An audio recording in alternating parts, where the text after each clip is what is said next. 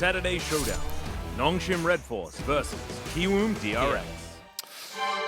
Yeah, it's definitely very important. I think that your entire draft can be shaped by what you pick first. If you're not able to get something that is flexible or that can go with a lot of different compositions.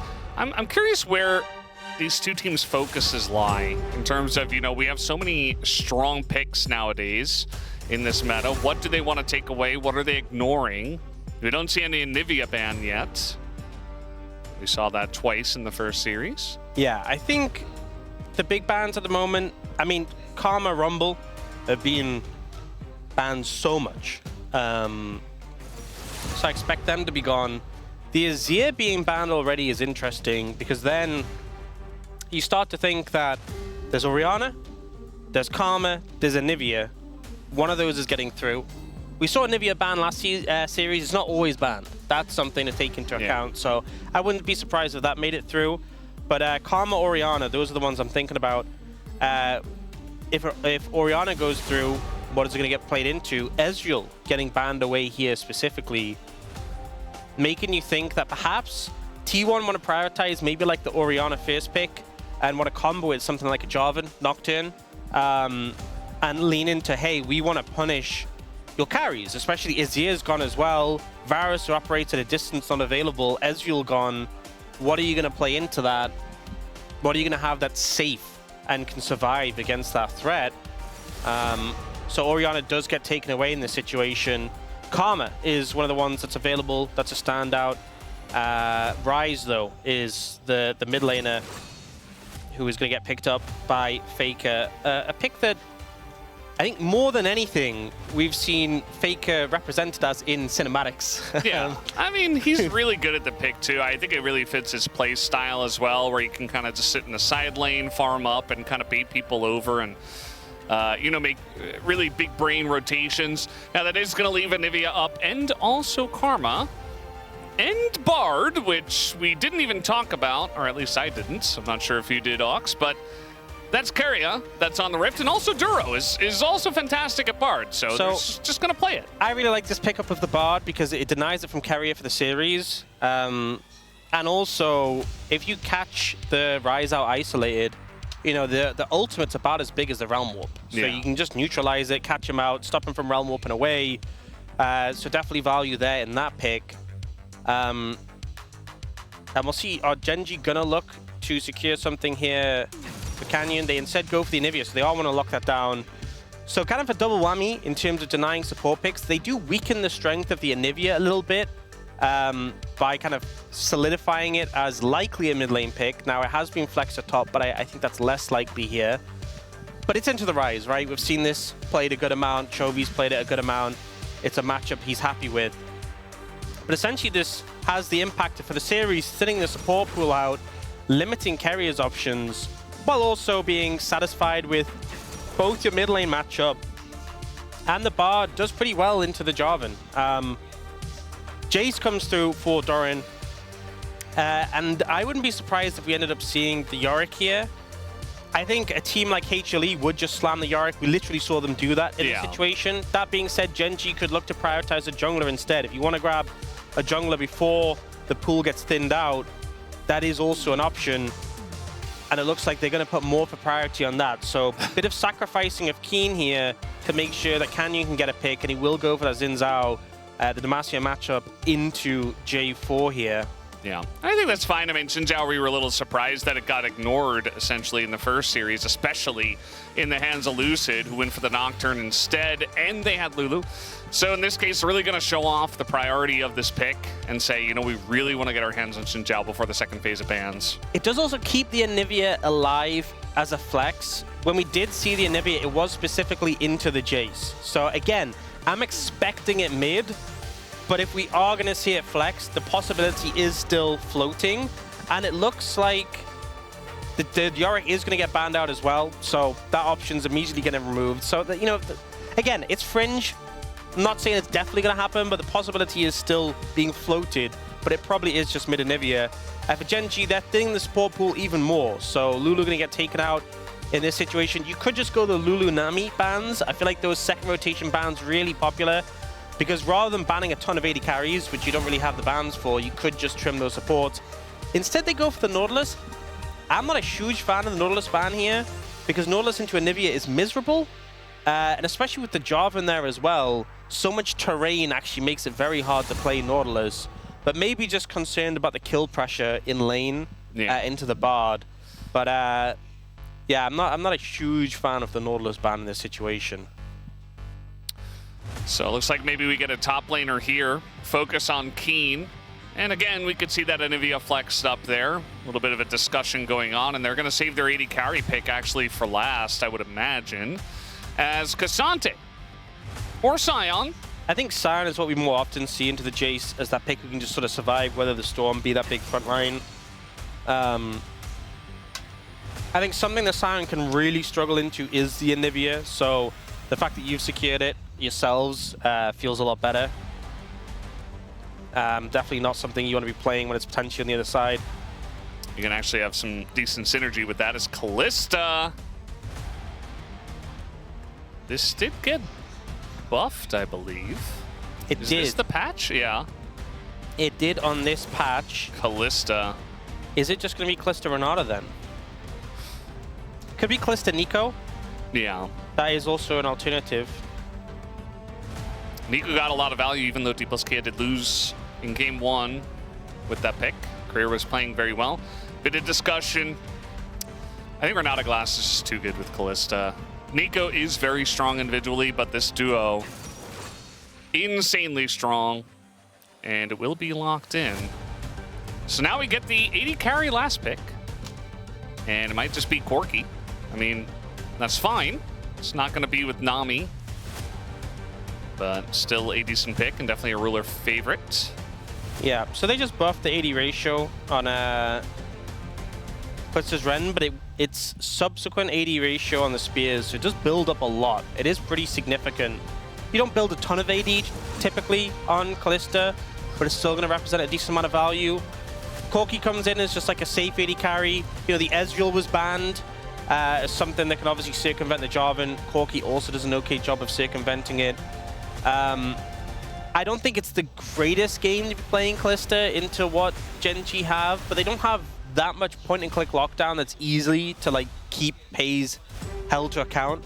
We've also seen Pays have some fantastic Kalista games in his history, but yeah, I think really T1, you know, playing towards bot lane, you have the Ryze.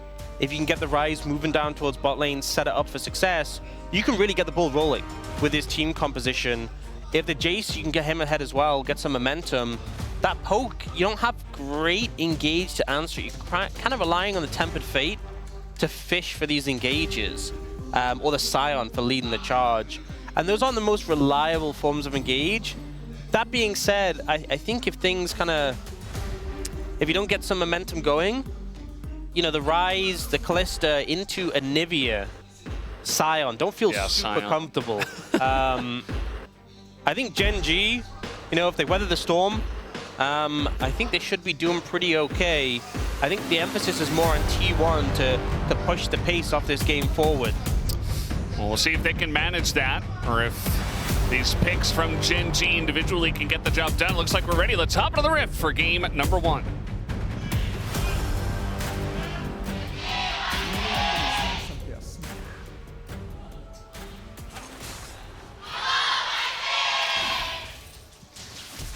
Okay, that's going to be flash at Adoran, just to get things started.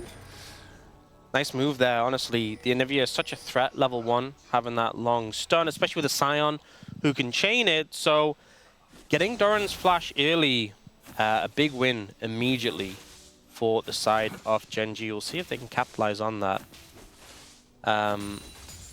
Also in the bot lane, you know, it's Spellbook for Renata still. But we've seen a lot more bards going electrocute. You know, Spellbook did get nerfed a decent amount.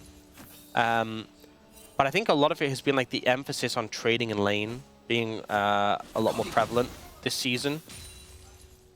So we'll see how much the electrocute just helps with like trading into this lane specifically.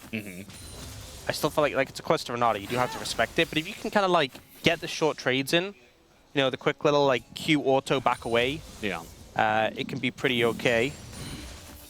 As long as you're not overcommitting and getting caught by handshakes or Kalista running you down, should be, in general, pretty good. Chovy very aggressively trading here up against Faker, who's going in for a trade of his own. Gets the egg, perfectly calculated, gets away. So that's going to be pretty nice. Maybe a little follow-up from Owner when Chovy doesn't have his egg. Yeah. Do you remember the series the other day when Faker went down to 1 HP? Yes. Literally 1 HP. Literally. Yeah. Not quite there. And then 30 right after that as well? Yeah, not quite there at this point, but definitely playing, I would say with fire, but I guess with ice in this situation. Yeah. But gets the egg, gets the reset in this situation. We'll see if T1 are able to capitalize on the lack of egg in this scenario. Unfortunately, only has enough money for the boots. Boots still a lot of value in this matchup specifically, being able to dodge the stun, but obviously not being able to get that early tier that you'd kind of love on a rise. But I think honestly for lane itself, having the boots is going to help you more in the trades. Yep. Can always run his way back a little bit later on if he needs another back for that tier. Do see the junglers just essentially full clearing. We don't see Canyon getting those grubs just yet, but gonna go for the Rift Scuttler.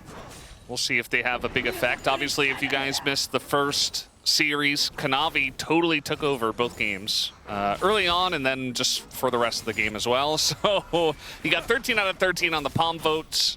It wasn't close. Like, there was no real option for anyone else just because his performance was so good. So excited to see if Owner and Canyon can do something similar. So far, lane's looking fairly even. You know, Rule and Duro are doing a pretty good job of trading in the bot lane 2v2. Seeing the boots value there from Faker, dodging away. They're unable to get the plate in the top lane, picking that up early, so pretty positive. Especially being flashless. I mean, we haven't seen Canyon move over there. But it's always a bit of a concern getting too close to the tower when there's the potential to threat the enemy jungler or just a Scion clearing the wave out and stunning you. So, you know, sometimes being flashless just means you have to play the lane very passive. Haven't seen that as of yet. Just a lot of trading in mid. This is really all we're looking at. Is Faker seeing a lot of damage here from the minions. But Chovy gonna have to go for a back. Yeah, and bear in mind, Chovy has TP. Faker only has Ghost, which he did use there. Duro's there to cover, but Owner, I don't think you go for it. You could just stop the recall. Oh. It's a nice little root in the wall there as well. If you stop the recall with a flag, honestly, it would have been massive, but it's just a little bit late. There's that like little buffer time where damage alone won't stop a recall. Carrier packs a lot of damage, but it's just going to be able to walk it off. Very interesting ward there from Chovy. Wanted to try to get a backstop himself, but that is a control ward, so...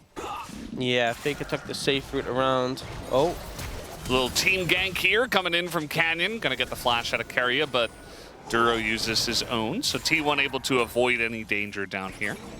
And I think a lot of times, you know, you'd be like, okay, we've been Sports Flash, has a bard, let's see if we can punish, but it's a very finite window when you're playing into Kalista Renata because, you know, you have the Kalista ult later on. Oh, 6 picked up for Chovy. This is where the matchup gets painful. Yeah, trying to bait him into a fight, those owners here. And eventually Chovy's like, yep, I'm level 6 Nivea. You can't do anything at this point in time. Yeah, I think, honestly, this is a bit of the pain point. Really, we saw a lot of the heavy trading early. I think that was kind of just Chovy finding angles and Faker trying to fight out the trades. But once 6 is hit, I know Ryze does get more damage on his overload, but just having the ult access for Nivea makes a big difference. Not too much action so far, other than just some poking and prodding. Yeah, which I think is good for Gen G. Oh, Doran could be... I was going to say a little bit of danger. His flash is back up, though, I think, is the big thing.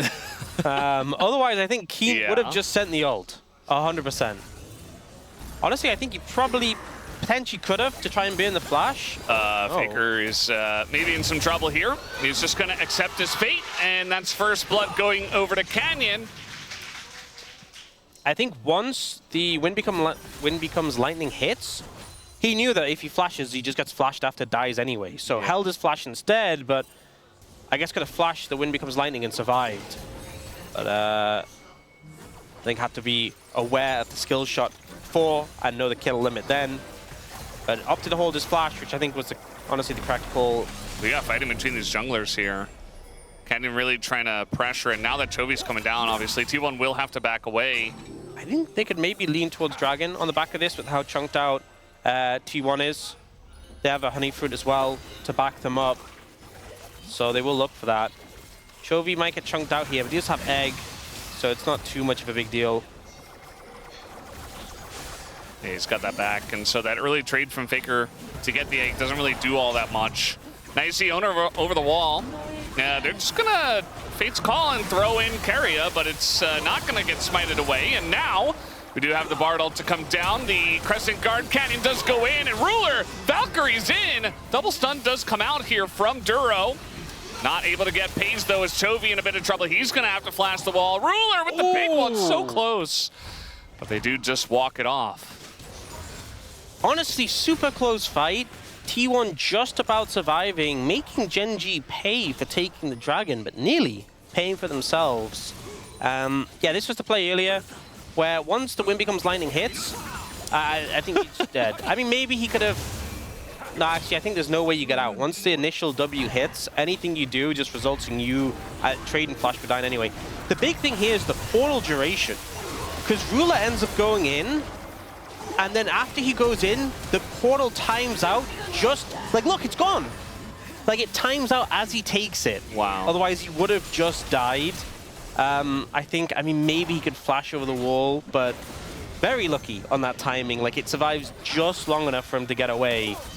So I think a lot of members of T1 being like, man, we were lucky to survive there. I think Ruler, very lucky to survive there too.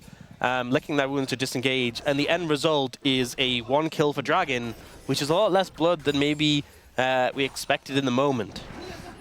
Yeah, especially with T1, you know, they were really gearing up for that fight. I wasn't really expecting it at that point, but they said, you know, we have Kalista Renata, we have Fate's Call, we're ready to go. I mean, I think the crazy thing is they threw this level 5 Renata in with no flash. Yeah. And I have to look at the scoreboard. Yeah, Keria didn't die. I saw the play. I saw Keria not dying. Yeah. I see the scoreboard, Keria didn't die, but it's still kind of amazing to me. Yeah, it doesn't make sense. You know. It's like a glitch in the Matrix or something. Like. Yeah. I think Keria kind of... He threw himself in, expecting to die.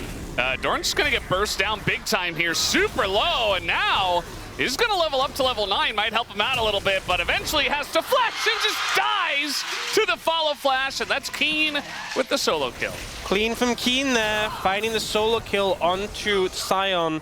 The rest of T1, not really what you want to see. But honestly, not as surprised. I feel like we see so many Sions solo killing Jaces.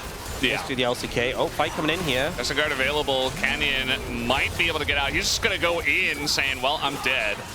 And with no flash and a lot thrown at him, he is not going to get out. Bit of an overstep, and the thing is he went in, but unfortunately that just means he's in rend range, right? So Paze can actually pop it. He doesn't have to, like, wait for the ult to time out. We'll see the replay of the all-in here. So the stun doesn't actually come through. This. But that's slow, yeah. And then once the ult hits, you get the full channel Q. Okay.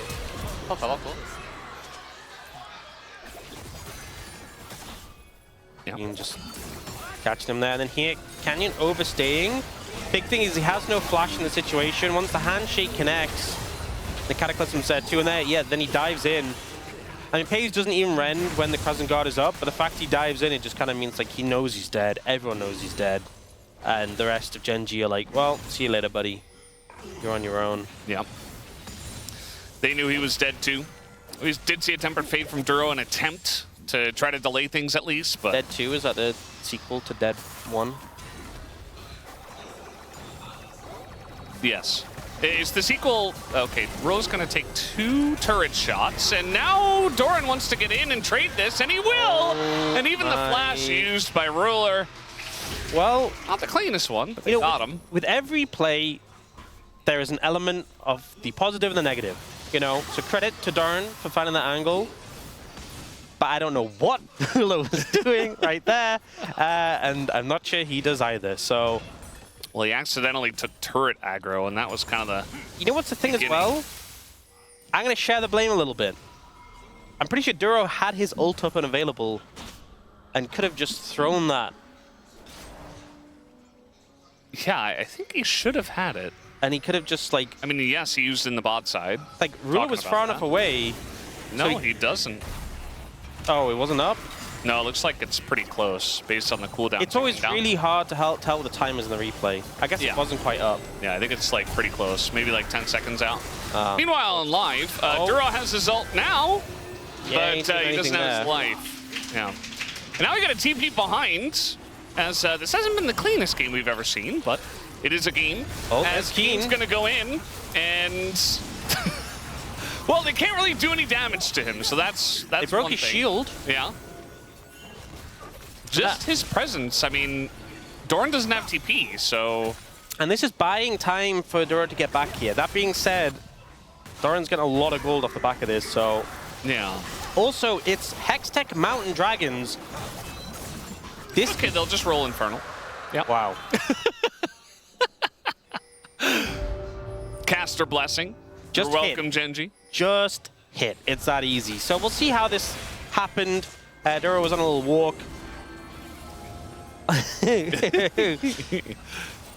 Actually, you know what I think the correct play was? I think the correct play was to walk back left. Yeah. But this is me looking from spectator point of view, and I can see everything and act in hindsight, so, you know. You would have made the right choice. Sure. Kind of cheating, but either way, some good picks coming out from T1, and on the back of that, you know, tower take from Doran on the top side, they have a gold. They are down in Dragons, and Genji just managed to manifest an Infernal Soul, which is very impressive, actually. You know, could have easily been not Infernal Soul. I do think that composition isn't the worst, you know, with the tanky front line. Even with, like, Chemtech Ocean, it wouldn't be the end of the world. Yeah, but, you got Callista for the Chemtech Soul, you know? The value, the bailout. I'm talking about Genji's comp. Oh. Yeah. The tanky front line. I see. But even then, I think they're very happy. The prospect of the Infernal Soul after the double strong dragons. So, you know, they're pretty happy they're coming into those early dragons. And it also means that, you know, the threat of T1 getting a soul is extremely delayed. So even though T1 have a gold lead, difficult for them to leverage it into a game end because Soul is so far away.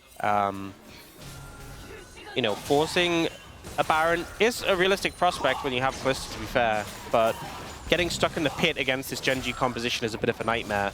I think Herald is definitely a point of priority, just to push the pace of the game, especially into, like, Anivia, who often can slow games down quite a bit.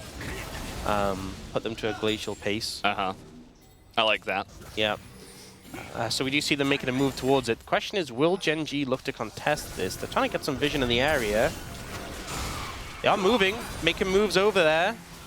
Yeah, this time Canyon's not going to overstep, but he's going to hit that Wind Becomes Lightning, and Owner just has to flash out. Yeah, good moves there. Definitely the safe call. He wants to make sure he has a health bar if he's going to be in this fight. Wall does come down, but eventually will time out, and then Owner and the squad can get in.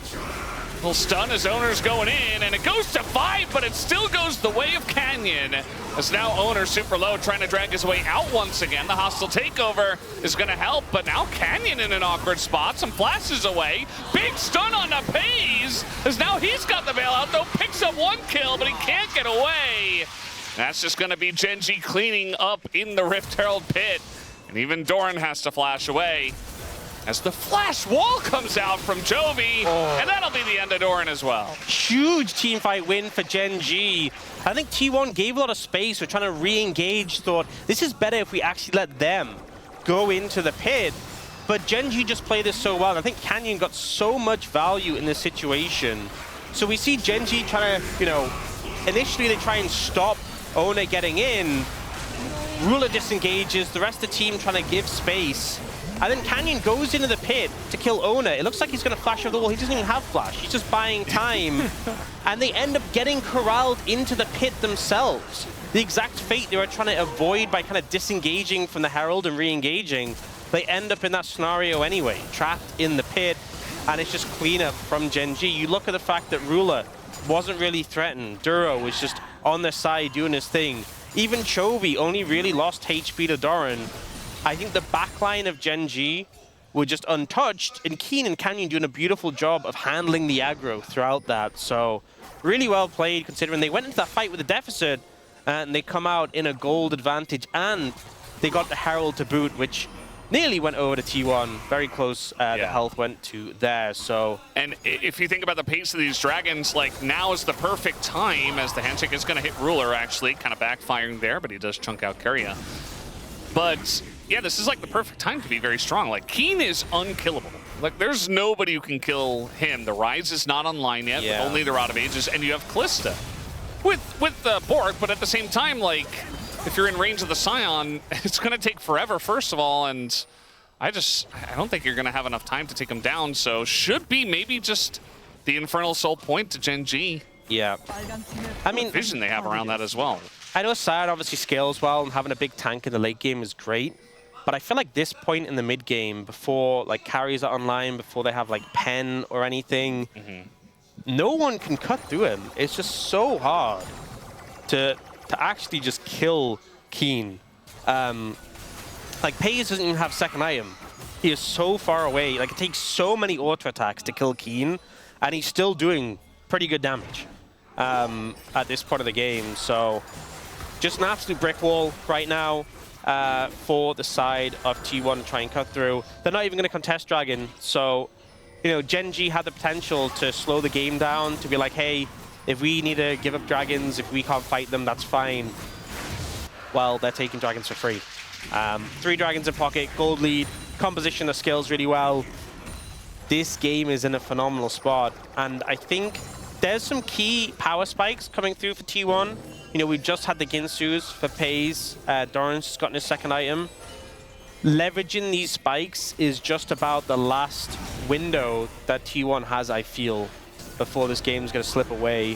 What is unfortunate is Soul is going to be on the cards before Actualize is a thing. Yeah. For Rise. We all know how broken that Actualizer spike is for Rise, but... it takes too long. Yeah, for this pace of the game, it's not going to be on the cards unless, like, Ona gets a crazy steal. But the problem is, the next Dragon is going to be when Baron is up. So you steal the Dragon and you die, you give a Baron. Yeah. And then the game is maybe just lost. So yeah, it kind of feels like they're in between a rock and a hard place in this one for T1. I mean, there's really not a good answer. Kind of feels like they're between like the Anivia wall and the Scion. Yeah. Right now. And that might happen eventually. Yeah. I'm kind of excited for that to happen, actually. That seems likely. They're never going to deal enough damage to Scion. You know, they have some amount of pick potential, but it's not an insane amount. As Chovy just getting in there, taking a full rotation, as now Temper Fate's going to come out. Trying to make a play here with the stun, as he does avoid it by hopping forward, but still Doran is taking an immense amount of damage. Flashes forward, though, and at least gets the kill, but he still dies to Chovy. Yeah, so gets a trade kill, ends up beating the flash for it, but, you know, make it a little bit exciting in the 2v1. Duro does end up saving his flash in that situation. We'll see if they can punish Doran on the back of that being summoner, but still showing the potential of that Jace damage if it's disrespected. Now, Herald is going to come down mid. They're going to TP Chovy in for this. And unfortunately for T1, they're not the ones with the champions who can stop a Herald, you know. Yeah. We've seen a few. The Yorick one, right? Yeah, that's a fun one. Bard is the classic, but it's Gen G who have more tools in that regard. Chovy was just fishing. And he found a Jace.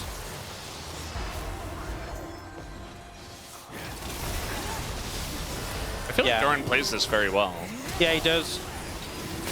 Honestly, just the burst there doesn't give any window for Duro to flash, to be honest. Would have to just like complete reaction it, which I think would be crazy to do. Yeah. Trying to make a play on a Faker here, but there is Owner in tow. As everything's dodged by Ghost. Rise very fast with the Ghost and the phase rush. And so they just back away from that play. Okay, I mean, good Ghost value from Faker to dodge away from that. Genji's just still fishing for these plays. There's no huge emphasis on them getting this.